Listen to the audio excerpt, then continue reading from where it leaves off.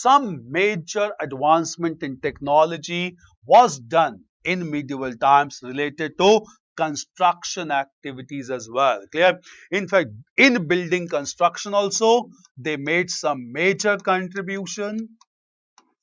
What were the major developments in technology related to building construction? Coming to building construction, clear?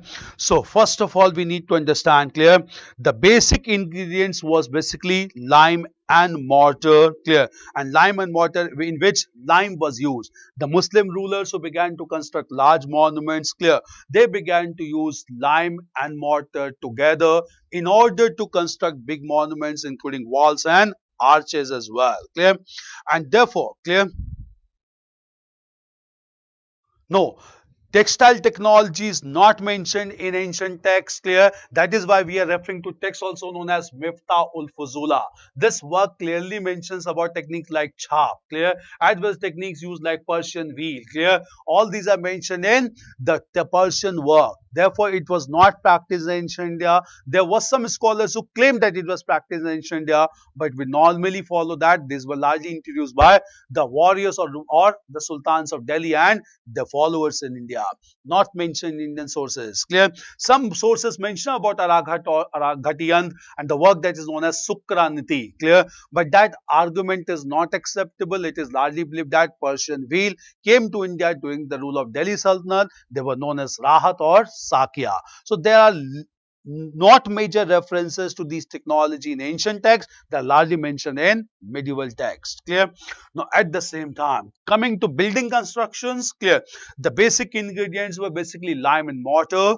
Lime and mortar was used to construct, lime mixed with mortar was used to construct big monuments. Lime was used, known by the term chuna. Clear? So lime is normally used by the term chuna, which was used, and at the same time mortar was prepared. Mortar was prepared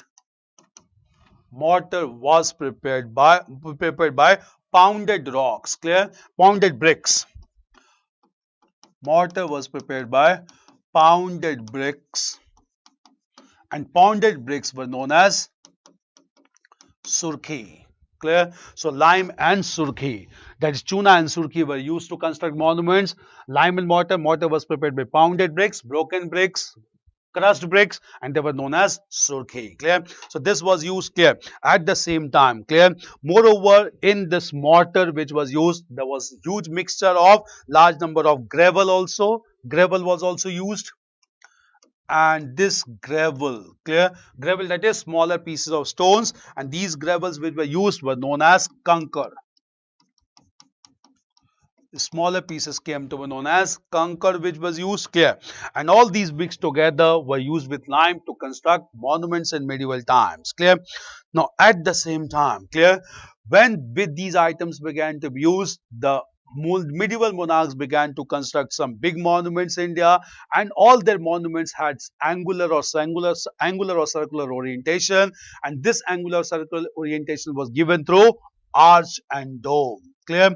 So arch and dome began to be promoted by all the rulers of medieval times. Arch indicated basically angular entrances to the monuments, especially religious monuments, and dome indicated a hemispherical circular structure surmounting the religious monument like the mosque or the mausoleums. Clear?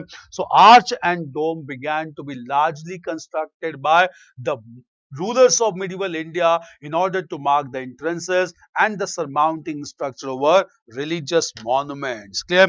And all these structures which began to be constructed, they constructed with pure scientific technique. Clear? And this scientific technique came to be known as prominent development, no, arch. Clear?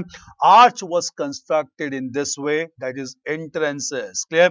And this arch, when was constructed, clear, in course of time these arches were marked by a triangular stone in between. This triangular stone was known as keystone, and this was introduced by Delhi Sultan Alauddin Khalji. Keystone has been first used in the entrances to Qutb complex known as Alai Darwaza. Clear?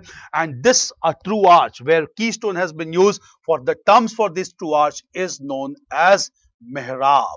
Clear? So mihrab is a Persian term for the true arch, and this mihrab began to be constructed with pure scientific technique. So mihrab is a Persian term for the true arch marked by keystone. Clear? And at the same time, the surmounting dome which was constructed on the hemisphere, on the religious monument, this surmounting monument was known as Gumbad. Clear? So arch and dome are known as mihrab and gumbad. Mihrab and gumbad were constructed by the rulers of medieval times, the sultans of Delhi. Clear? These were constructed and they became very important developments. Clear? So arch and dome were constructed in large amount. Meanwhile, at the same time, the Muslim monarchs or rulers also started the different concept of beautifying the monuments, and in the beautifying of monuments, they also made a very important development known as the technique of calligraphy, which was pure scientific. Technique of calligraphy means holy verses or verses of Holy Quran were inscribed on the walls and panels of the monument, and these holy verses were written through Arabic script, angular script known as Khufi, and this whole concept came to be known as arabesque. Concept came to be known as arabesque. Clear? So very important technique innovated by the Muslim rulers were they began to have whole verses of Holy Quran inscribed through angular script Khufi, the style being known as arabesque.